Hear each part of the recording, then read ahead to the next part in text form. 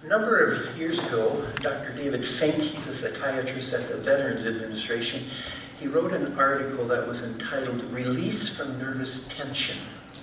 And in the article, he outlined his research into the causes of mental and emotional disturbances. From over 10,000 case studies, he discovered that there was a common trait with all people who suffer from severe tension, anxiety-related issues. And that common trait was the habitual habit of fault-finding, being a constant critic of people and things around them. His conclusion is that this habit of fault-finding was the prelude or the mark of nervous or mentally unbalanced people. Interesting. A critical spirit, this attitude and pattern of being judgmental towards others. The person with a critical spirit dwells on the negative and seeks to find flaws in others rather than the good. Don't elbow anybody. Don't tell anybody you need to take notes on this because this is for you. Because this is really a growth area for everyone. A critical, judgmental, fault-finding spirit is absolutely endemic in the human race, and Christians are not immune. I have very much appreciated this book. I've referred to it before. 12 Steps for the Recovering Pharisee Like Me. I'm Mark, I'm a recovering Pharisee. Hi, Mark, yes. Confession is good for the soul, they say, but bad for the reputation. But let's be honest, we're going to read step 1 and step 2 of being a recovery Pharisee together. Read with me. Step 1, we admit that our single most unmitigated pleasure is to judge other people. Doesn't that feel good just to say? No, it doesn't feel good to say that. Step 2, we have come to believe that our means of obtaining greatness is to make everyone lower than ourselves in our minds. God, I thank you that I am not like other people, robbers, evildoers, adulterers, or even like this tax collector. That is how the Pharisee prayed in a parable that Jesus told. It's found in Luke chapter 18. What was that? Why did Jesus find the need to tell that parable about the Pharisee who prayed and then the poor sinner who beat his chest? Why did he tell that parable? Because religious people are prone to be judgmental. One of my very favorite statements from The Simpsons is when Ned Flanders, the evangelical Christian who's the neighbor of Homer and Marge, and Ned says that he and his wife have been away to a Christian camp. You know the line, where they were learning how to be judgmental. That's great. And then his wife says, we don't judge Homer and Marge. We leave that to a vengeful God. Yeah, you got to think about that. Obviously, the character trait of being judgmental is unbecoming of someone who is a follower of Jesus. Number 2, judgmentalism, according to that mental health study I began with, it's detrimental to our own emotional and mental well-being. And 3, judgmentalism. It is just it's a highly toxic poison to the well-being of a relationship. Whether you're talking about relationships in church or whether you're talking about relationships in a marriage. In fact, John Gottman, who's sort of the guru of marriage counseling, well-respected marriage counselor, he said that criticism or judgmentalism or invalidation is one of the best predictors of future divorce. We see a couple come in and they just want to nitpick and be critical to one another. All through a session we go, this is not looking good. Few things are more exhausting or debilitating than continual criticism and living in that environment of judgmentalism. It's in that context, the concern for relationships, doing relationships, relating with one another, that Jesus speaks so plainly about the habit of judging. Okay, we're in Matthew chapter 7. Again, we're going to be here for probably another 4 weeks. This is the Sermon on the Mount. We're looking at these verses from the perspective of relating with one another. Matthew chapter 7, verse 1 begins, "Do not judge, or you too will be judged." That's verse 1 of Matthew 7. This is actually one of those places where the old King James English has just the right edge. Thou shalt not judge. Say that out loud. Thou shalt not judge. Okay, we're going to do it one more time. This time you get to use your finger. You can wag it. You can point it at whoever you'd like to point it at, and say it with just a little bit of attitude this time. Thou shalt not judge.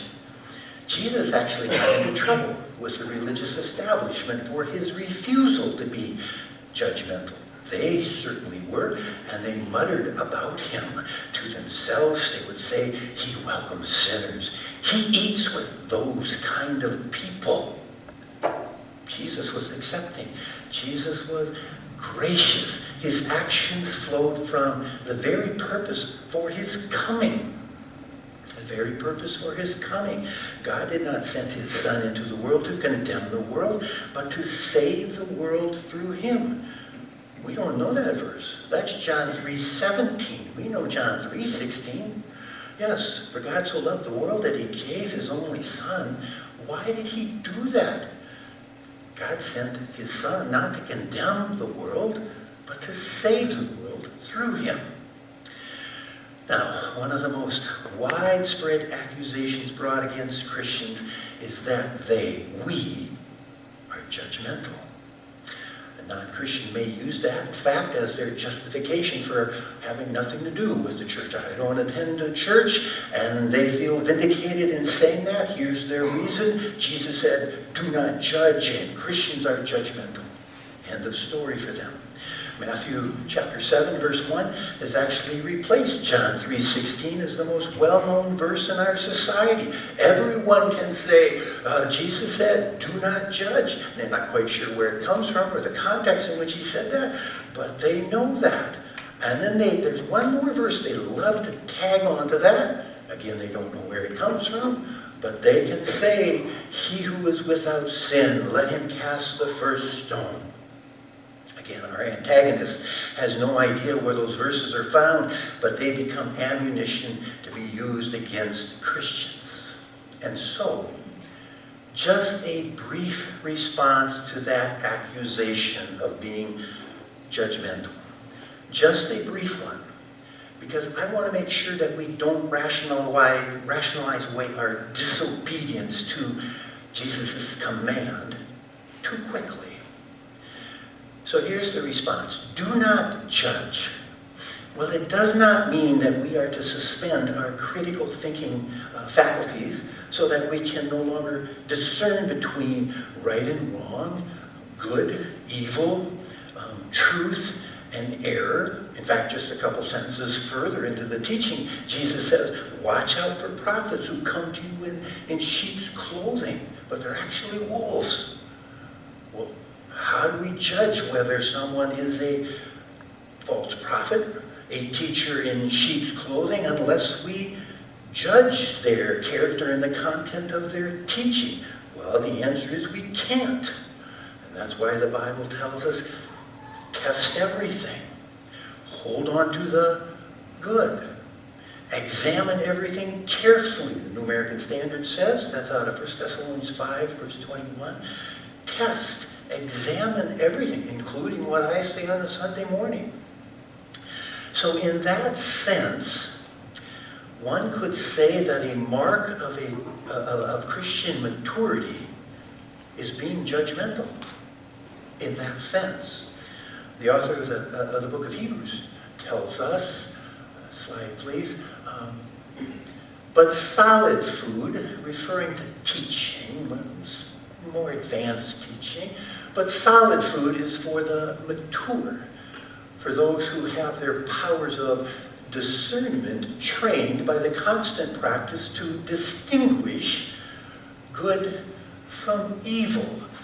And that word distinguish in the verse, Greek word that is related to the word for judgment, one of several words in the Greek language in the New Testament that concerns judging. And the common theme in all of those words is distinguishing, separating, discerning. Judging is fundamentally about making distinctions between two options. Evil and good, right and wrong. And the mature Christian is one who has been consistently improving their discernment, their judgment skills. And so Jesus could say in John chapter 7, stop judging. The verse goes on, stop judging by mere appearance. That would be immature judging. But instead, judge correctly. We are supposed to judge, discern, evaluate. Continue to do that, but do it with wise discernment. And when we have discerned correctly, then we're supposed to speak the truth in love. Yeah, that's the part Christians sometimes forget. Speaking the truth in love, being full of grace and truth, the way Jesus was.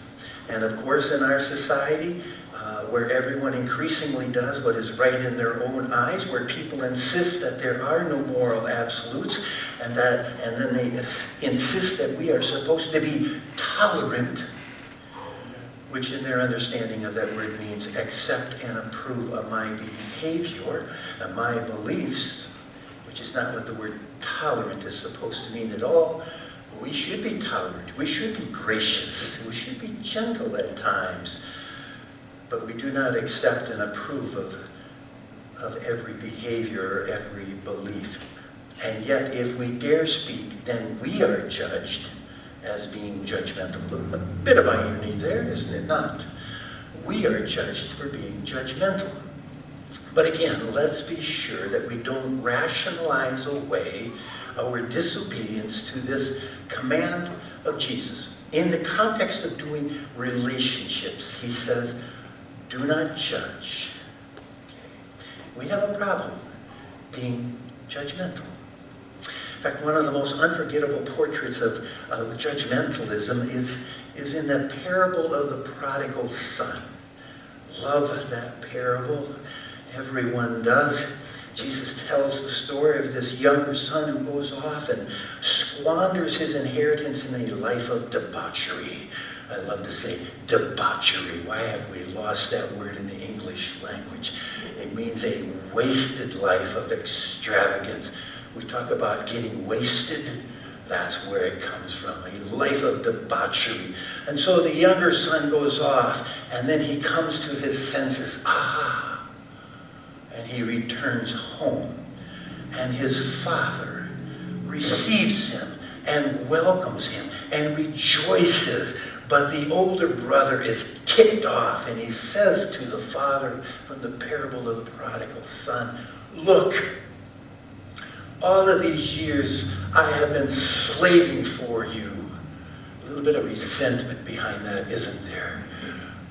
All of these years I have been slaving for you and never disobeyed your orders. Never? Really? You never disobeyed? Well, it just might be a little bit of self-righteousness in that statement. And you never gave me a young goat so I could celebrate with my friends. But when this son of yours who squandered your property with prostitutes comes home, you kill a fatted calf for him. Boy, there's some judgmentalism there. It is just a brilliant portrait of judging. The older son says to his dad, this son of yours, not this brother of mine. And the reason for that is love always identifies with. Judgment always distances from. Love always identifies with. My son has come home. Judgment always distances from that son of yours. Also, earlier in the parable, he noted Jesus never said anything about prostitution.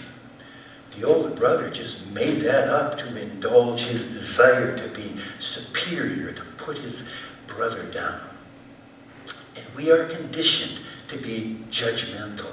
It is all around us. Morally superior attitudes, arrogance, contempt for others.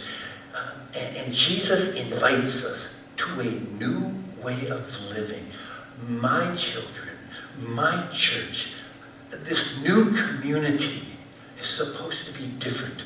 Do not judge. Let's go back to the passage. Do not judge, or you too will be judged. There's a powerful dynamic that comes now. For in the same way you judge others, you will be judged. And with the measure you use, it will be measured to you. Jesus is presenting a general law of the human condition that we might call the law of reciprocity. You tend to get back what you give out. If you give love, you tend to get love back. If you give anger, you tend to receive anger back. If you give encouragement, you tend to get encouragement back from others. You tend to get what you give. And Jesus says, with the measure you use, it will be measured to you. And so imagine a bucket and a thimble, and you get to decide which measure you use. Will you use a bucket of encouragement or a thimble? Will you use a bucket of mercy or a thimble of mercy? Jesus says in the same way you give judgment, with the same measure you're going to get judgment back. In other words, do unto others as you would have them do unto you. And we're going to get to that golden rule in this series out of Matthew 7. Such an important principle for relating to others. And so the question becomes, how would you like to be judged? How much mercy would you like to receive? A thimble or a bucket? Because a bucket of mercy can change people's lives. There's a story about a man named Tom Watson. He was the CEO of IBM back in the 50s and the 60s. One of his executives at that time made a business decision that ended up costing the company $10 million. A lot of money, especially back at that time. And this executive comes into Watson's office. He already has his letter of resignation in hand. He was expecting to get fired. And Watson said to him, "Fire you? I just invested $10 million in you. I can't afford to fire you. Get back to work." After Peter had denied Jesus 3 times, failed him in his moment of greatest need, he meets Jesus again. This is one of the resurrection appearances. It is a chilly morning. This stillness, this quietness between Peter and Jesus. Peter was expecting to get fired. And in a sense, Jesus said, "Fire you? I just invested a crucifixion in you. I'm in the resurrection business. Get back to work, Peter. Feed my sheep." Love that passage. Feed my sheep, Peter. You failed miserably, but feed my sheep. What a lesson on grace when Peter expected judgment. Wonderful passage. How do we apply this? So many ways, but let me give you a quick application. Gossiping always involves judgment. Our gossipy judgmentalism, it comes in so many forms. It is simply that unsolicited opinion. You ever think about that? Why do we feel like we need to express our opinion? If it's not asked for, listen. Listen to understand, not to evaluate. There's a phrase I use all the time in counseling. Just listen. They didn't ask for your opinion, but we feel like we have to give our opinion. Gossip, Facebook banter. The Facebook banter today, Christians, stop it. Just stop it. Gossip, it comes in even in prayer requests. It's really just a gossipy way of saying something about someone. Stop it. And don't collude with other people in their judgmentalism. Make a decision. I am going to pour a bucket of grace. I'm going to pour a bucket of acceptance on somebody else's judgmental comments. And so today, in relating to others, turn from that judgmental spirit. Offer love rather than contempt. Offer grace instead of judgment.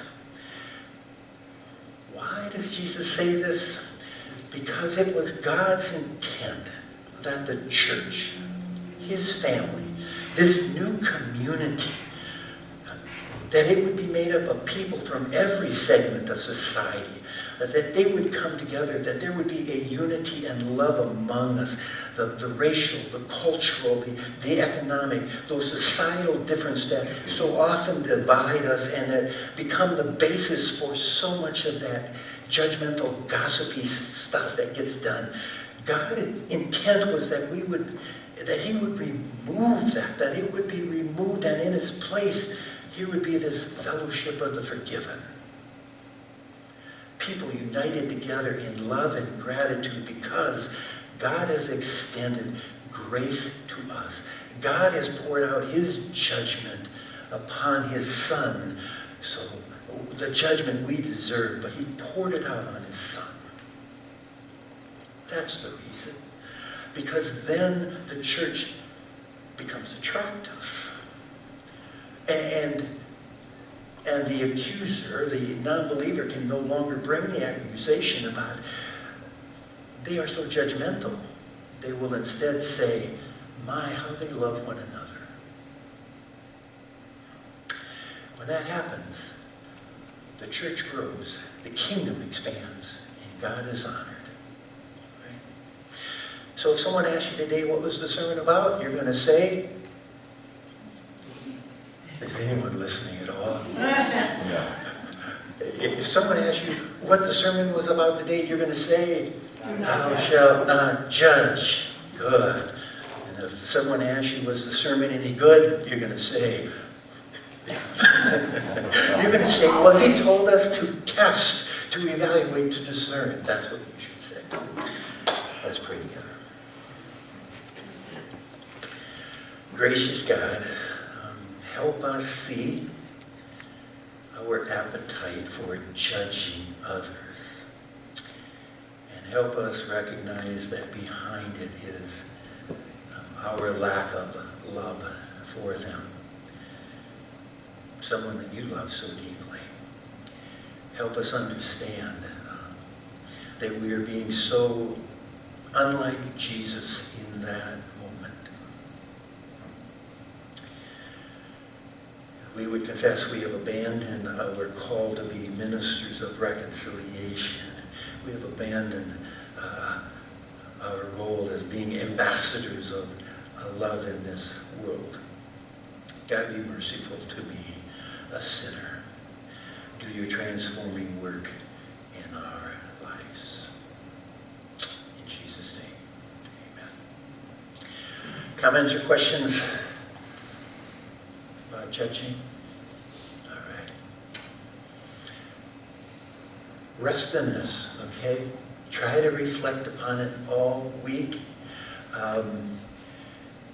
You will find such a sense of peace and power when you realize, I just caught myself.